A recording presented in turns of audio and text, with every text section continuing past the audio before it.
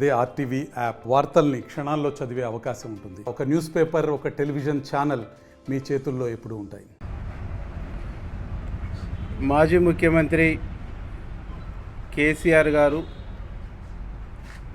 వారి తనయుడు కేటీఆర్ గారు, ఈ జిల్లా మాజీ మంత్రి జగదీష్ రెడ్డి గారు ఒక అబద్ధాల్ని, ఒక అసత్యాల్ని ప్రచారం చేసుకుంటూ పొలం బాట అనే పేరుతోని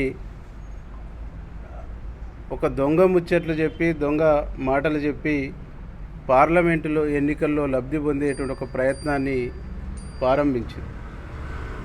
దీనిని జిల్లా ప్రజలు గమనించాలి, అర్థం చేసుకోవాలి, ఆలోచించాలి.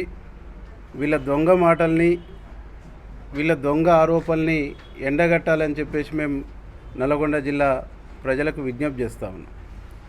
పొలం బాట పేరుతో కేసీఆర్ గారు అనేక అవాకులు చెవాకులు వెళ్తూ ఉండు. వేటాడుతాం, వెంటాడుతాం, తరుముతాం, రణరంగం సృష్టిస్తామని చెప్తాం. ఒకవైపు నీ బిడ్డను ఈడీ వెంటాడుతుంది, నిన్నేమో ఫోన్ ట్యాపింగ్ వెంటాడుతుంది. బయటికి వెళ్ళి ముఖం చూపించుకోలేని పరిస్థితుల్లో ముఖం సాటేసుకున్న మీకు ఏ అబద్ధంతో ప్రజలకు పోవాలి, ఏ అబద్ధాలు చెప్పి ప్రజలకు పోవాలి అనేటువంటి ఒక దొంగ ఆలోచన చేసి దొంగ యాత్రను ప్రారంభించిందనేది ఈ జిల్లా ప్రజలు గమనించారు. ఈ జిల్లా మాజీ మంత్రి మాట్లాడతారు, ఎక్కడ మంత్రులు, యాడుండ్రు మంత్రులను. ఇప్పుడే వస్తుండు మా మంత్రి గారు, నల్గొండకు వస్తుండ్రు. ఏం మాట్లాడుతావు, ఎదురు పడితే మాట్లాడే దమ్ముందరా, మాట్లాడదు. ఎవరు లేని కాడికి పోయి చివరికి మీడియా కూడా కనిపించకుండా నిలబడేసి ఎక్కడుండ్రు మంత్రులు, యాడుండ్రు మంత్రులు, ఎడ కనిపిస్తలేరు అంటారు. కాబట్టి జగదీష్ రెడ్డి గారిని మేము సూటిగా ప్రశ్నిస్తున్నాం. 10 సంవత్సరాలు ఈ జిల్లా మంత్రిగా ఉన్నాం. ఈ జిల్లాకు అదనంగా 1 ఎకరాకు సాగు నీళ్లు నువ్వు ఏడ తెచ్చినవో లెక్కలతో నువ్వు రా. మా జిల్లా మంత్రులు, మా కోమటిరెడ్డి వెంకరెడ్డి సార్ కానీ, ఉత్తమ్ కుమార్ రెడ్డి సార్ కానీ వీళ్ళు ఎక్కర్లేదు. ఈ స్టేజ్ మీద కూర్చున్న వాళ్ళమే మేము వస్తాం.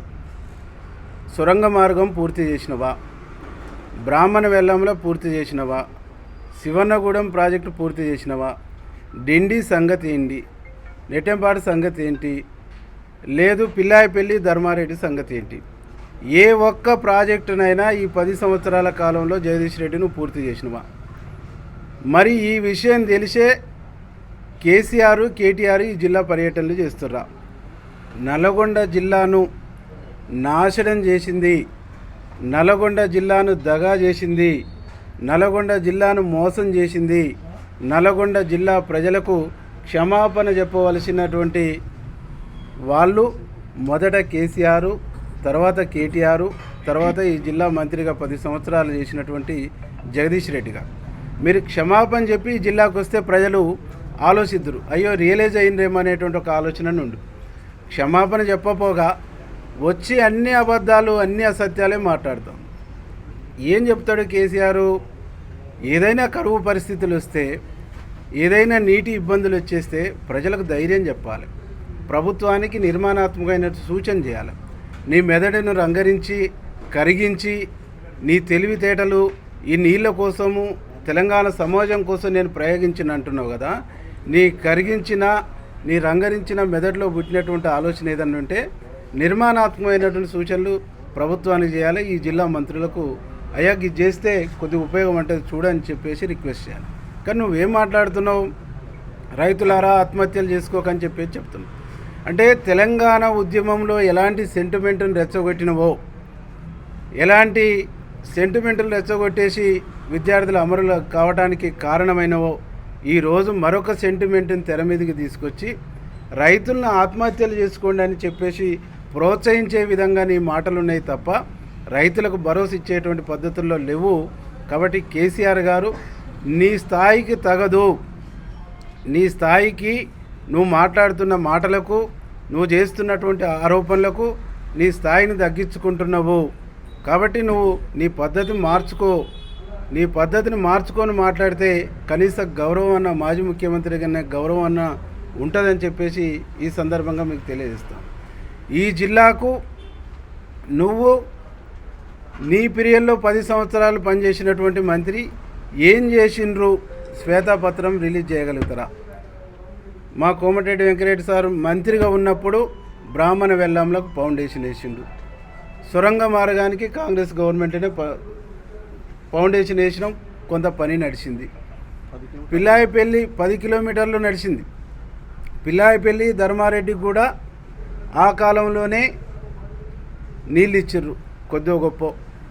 తర్వాత 285 కోట్లతో పిల్లాయిపల్లి ధర్మారెడ్డి టెండర్లు అయితే జగదీష్ రెడ్డి బినామీ కాంట్రాక్టర్ల పాపాన ఈ రోజుకు ఆ ప్రాంతంలో పశువులకు కూడా తాగటానికి నీళ్ళు లేకుండా అల్లాడుతున్నటువంటి ఒక పరిస్థితికి జగదీష్ రెడ్డి కారణం. జగదీష్ రెడ్డి అంత చేస్తున్నా చోద్యంగా చూస్తూ ఊరుకున్నటువంటి కేసీఆరే కారణము. కాబట్టి ఈ జిల్లాకు ద్రోహం చేసింది కేసీఆర్, ఈ జిల్లాకు ద్రోహం చేసింది జగదీష్ రెడ్డి, ఈ జిల్లాకు అన్ని విధాలుగా నష్టం చేసింది జగదీష్ రెడ్డి. ఏమనంటే ఏం చెప్తారు, 1000 గురుకుల పాఠశాలలు ఇచ్చినాం. ఒక్క గురుకుల పాఠశాల కన్నా సొంత భవనం ఉందా? అద్దె బిల్డింగ్లలో విద్యార్థులు అలమటిస్తుంటే ఏనాడన్నా వాళ్ళకు సొంత బిల్డింగ్లు కట్టాలనేటువంటి ఆలోచన చేసినవా? పేరుకే ఇప్పుడున్న ఎస్సీ ఎస్టీ బీసీ హాస్టళ్ళ తరహా కొద్దిగా దాన్ని పెంచి దాని గురుకుల పాఠశాలలు అనేటువంటి నామకరణం చేసేసి చేతులు దులుపుకున్నవే తప్ప ఈరోజు విద్యా వ్యవస్థను పూర్తిగా ధ్వంసం చేసినాం. విద్యా వ్యవస్థను పడుకోబెట్టారు, వైద్యాన్ని నాశనం చేసారు, అన్ని రంగాల్ని ధ్వంసం చేసినటువంటి పాలన మీ పాలన. గడిచిన 10 సంవత్సరాల్లో ఒక్క రేషన్ కార్డు ఇవ్వలే, ఒక్క కొత్త పెన్షన్ ఇవ్వలేదు, నిరుద్యోగ భృతి అన్నది ఇవ్వలేదు, 3 ఎకరాల భూమి అన్నది ఇవ్వలేదు, డబుల్ బెడ్రూమ్ అన్నది ఇవ్వలేదు. ఏ ఒక్కటి ఇయ్యని మీరు 100 రోజులు గడవలేదు, 4 నెలలు పూర్తి కాలేదు, అప్పుడే వెంటాడతాం అని చెప్పి నిన్ను వెంటాడి ఓడించి నిన్ను ఇంట్లో కూర్చోబెట్టినా ఇంకా బుద్ధి లేకుండా ఇంకా జ్ఞానం లేకుండా ఎందుకు మీ భాషను మార్చుకుంటలేరని చెప్పేసి ఈ సందర్భంగా నేను ప్రశ్నిస్తా ఉన్నా. కేటీఆర్ మాట్లాడతాడు, నోటికి వచ్చినట్టు మాట్లాడతాడు, ఏం బీకలేరు ఏం చేయలేరు అంటారు. నిజంగా కూడా సభ్య సమాజానికి తెలియని సత్యం ఏంటంటే నిజంగా మనిషికి న్యాచురల్గా వచ్చినటువంటి అయితే ఇట్లా గుంజంగానే వెంట్రుకలు వస్తాయి. పాపం బై బర్త్ ఆయనకు న్యాచురల్గా నాటించుకుండు కాబట్టి ఇంకా నాటించుకున్నటువంటి వెంట్రుకలు కాబట్టి చాలా గట్టిగా ఉంటాయి అనే భ్రమల్లో ఉన్నాడు. నీ భ్రమల నుంచి బయటికి రా. మేము మాట్లాడదలుచుకుంటే ఇప్పుడే నేను ఈ మైక్ ముందుకు వస్తున్నప్పుడు మా మంత్రి గారు చెప్పిండు, వాళ్ళలాగా మనం భాష మాట్లాడొద్దు, వాళ్ళలాగా మనం బూతులు వాడొద్దు, ఈ జిల్లాకు వాళ్ళు చేసిన ద్రోహాన్ని మాత్రమే చెప్పండి, ఈ జిల్లాకు వాళ్ళు చేసినటువంటి నష్టాన్ని మాత్రమే చెప్పండి. 10 సంవత్సరాలుగా వాళ్ళు చేసిన విధ్వంసాన్ని పునరుద్ధరించేటువంటి బాధ్యతను మా మంత్రులు భుజస్కంధాలపైన ఎత్తుకోర్రు, మా మంత్రుల బాధ్యతను భుజస్కంధాలపైకి తీసుకుర్రు. ప్రజలారా మీరు విశ్వాసంతో ఉండమని చెప్పమని చెప్పేసి మా మంత్రి గారు చెప్పారు. కానీ మీరేం చెప్తుర్రు, మీరేం మాట్లాడుతుర్రు, ఈ జిల్లాలో ఉండే మీ నాయకులు ఏం మాట్లాడుతుర్రు, ఏం భాష వాడుతుర్రు, ఏం బూతులు వాడుతుర్రు అంటే ఓడిపోతే ఒక్క 5 సంవత్సరాలు ప్రతిపక్షంలో ప్రజల పక్షాన మంచి భాష మాట్లాడేటువంటి కల్చర్ మీకు లేదా? ఏం కల్చర్ ఇస్తారో ఈ సమాజానికి ఆలోచించమని చెప్పేసి ప్రజలకు మేము విజ్ఞప్తి చెప్తున్నాం.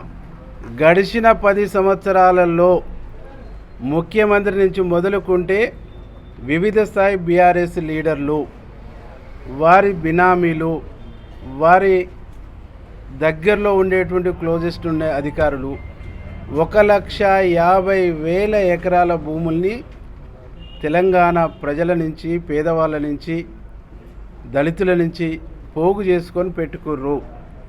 నేను ప్రూవ్ చేస్తాను, ఏ నాయకుడు చర్చకు వస్తాడో రమ్మండి.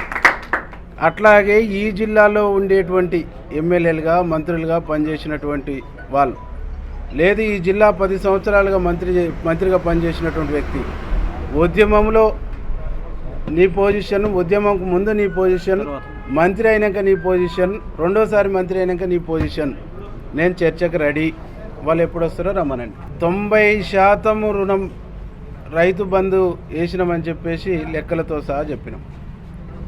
రుణమాఫీ చేస్తామని చెప్పినాం. 100 రోజుల పీరియడ్ అయిపోయేటప్పటికి ఎన్నికల కోడ్ వచ్చింది. గడిచిన ప్రభుత్వంలో 5 సంవత్సరాలైనా ₹1,00,000 రుణాలు మాఫీ చేయలేదు. కాబట్టి గడిచిన సంవత్సరంలో 5 సంవత్సరాలలో రుణమాఫీ చేయనందుకు వాళ్ళకు ఓటేయరు. గడిచిన 5 సంవత్సరాల్లో నిరుద్యోగ భృతి ఇవ్వనందుకు వాళ్ళకు ఓటేయరు. గడిచిన 5 సంవత్సరాల్లో అనేక రకాల దుర్మార్గాలు చేసినందుకు ఉద్యోగాలు ఇవ్వనందుకు ఓటేయరు. నిరుద్యోగ భృతి ఇవ్వనందుకు ఓటేయరు. రేషన్ కార్డు ఇవ్వనందుకు ఓటేయరు. డబల్ బెడ్రూమ్ ఇల్లు ఇవ్వనందుకు ఓటేయరు. 3 ఎకరాల భూమి ఇవ్వనందుకు ఓటేయరు. ఇంకా చెప్పాలంటే కుటుంబ పాలన, 10 సంవత్సరాల కుటుంబ పాలన, నియంతృత్వం, అప్రకటిత ఎమర్జెన్సీని విముక్తి చేసినందుకు, విముక్తి జరిగినందుకు, ప్రజాపాలన వచ్చినందుకు మాత్రమే మళ్ళీ కాంగ్రెస్ పార్లమెంటులో భారీ మెజార్టీతో గెలిపిస్తారు. మరిన్ని వీడియోస్ కోసం ఛానల్ ని సబ్స్క్రైబ్ చేయండి. లేటెస్ట్ అప్డేట్స్ కోసం వాట్సాప్ ఛానల్ ని ఫాలో చేయండి. అండ్ లింక్ డిస్క్రిప్షన్ లో ఉంది.